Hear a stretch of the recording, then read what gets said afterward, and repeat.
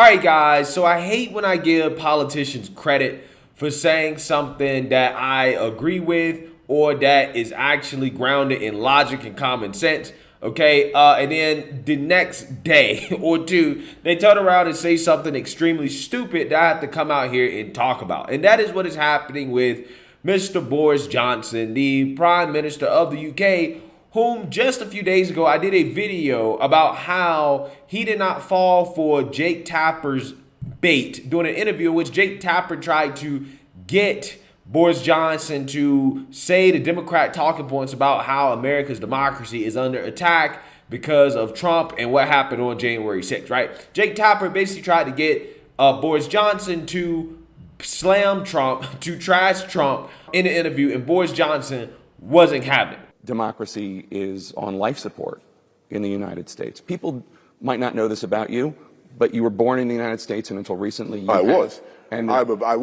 born in New York City, a fantastic place. Jake, where were you born? Where were you born in New York? Where was I? Staten Island. All right, okay. I was born in New York General Hospital. Are you worried at all? Do you look? No, I want to say this to the people of the United States. I'm not. I think that I just get back to what I've been trying to say to you throughout this interview. I think that reports of the death of democracy in the United States are grossly exaggerated. America is a shining city on a hill, and for me, and it will continue to be so. Yeah, look, I mean, there were some weird and kind of unattractive scenes back in the died. I mean, it was pretty serious. It was pretty weird. I won't deny that. It was worse than weird. I mean, looking from the outside, it was pretty weird. But I don't believe that American democracy is under serious threat. Far from it. I continue to believe that America is the greatest global guarantor of democracy and freedom. Yeah, so again, as you can see there, Boris Johnson not having it, right? Not going for the bait from Jake Tapper to try to bash Trump, okay? And I gave the man credit because he sounded at least somewhat decent, okay? Now, again, I'm not all that familiar with UK and European politics. One thing I do know about their politics is that even the so-called conservatives in Europe are basically liberals over here in the United States, right? They're basically like the Democrat Party, which means they're probably woke, right? And this next interview we're going to talk about with Boris Johnson that he did with a German broadcaster is going to show you how woke the Conservative Party is in the UK. As this guy blames the war with Russia and Ukraine on toxic masculinity, arguing that the war would not have happened if Putin was a woman. Take a look. We need more women in positions of power.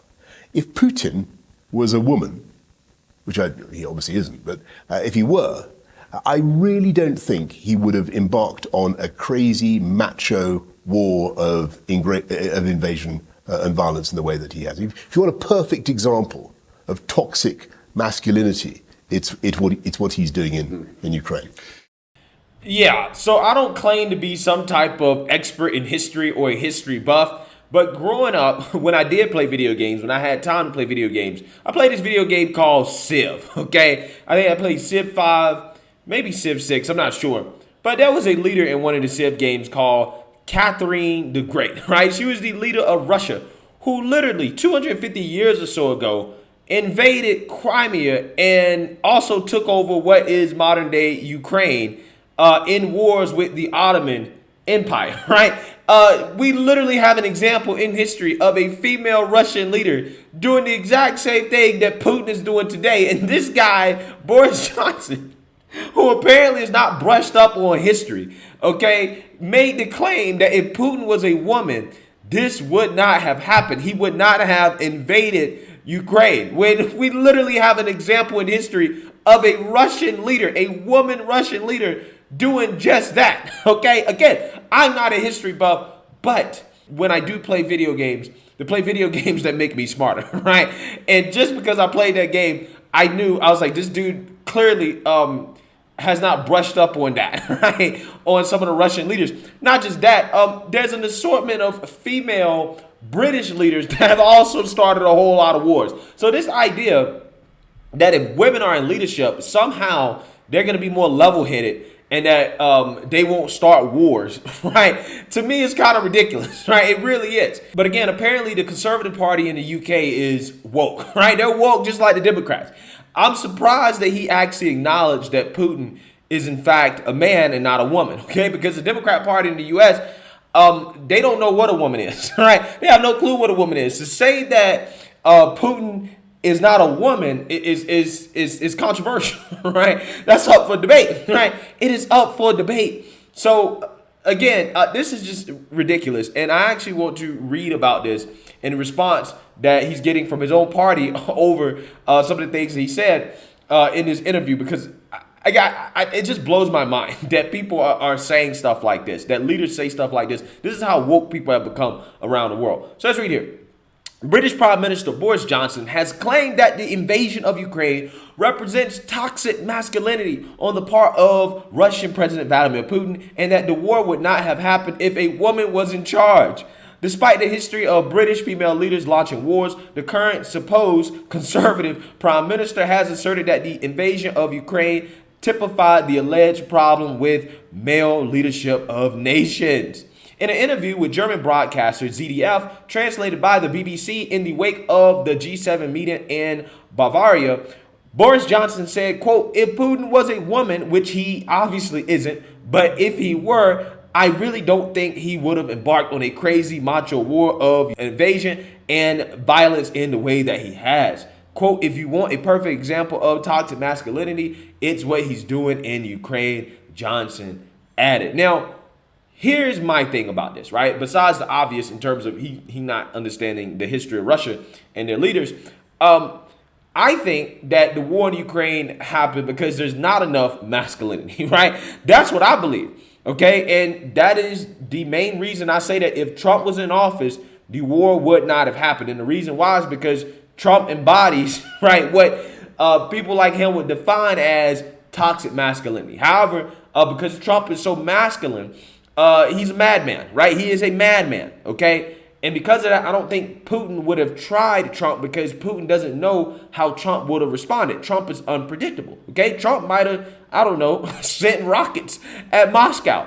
Who knows, okay? He might have sent missiles there in response.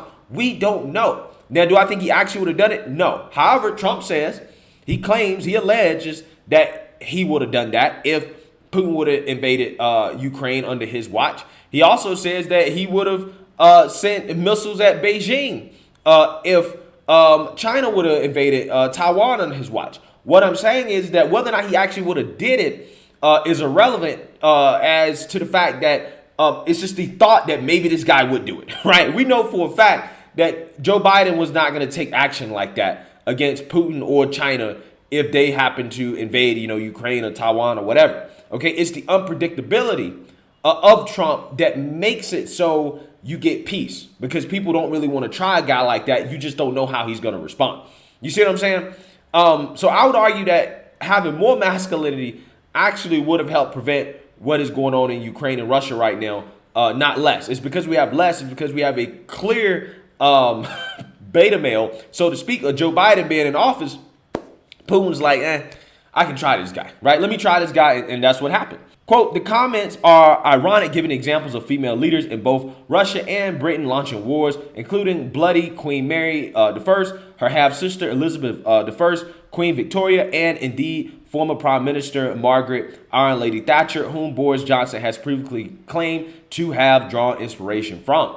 Russia's borders were also greatly expanded in the 18th century through the military conquest of Ukraine during the reign of Catherine the Great, who succeeded in taking far more territory than Putin has managed to date." Again, absolutely ridiculous for him to make that claim.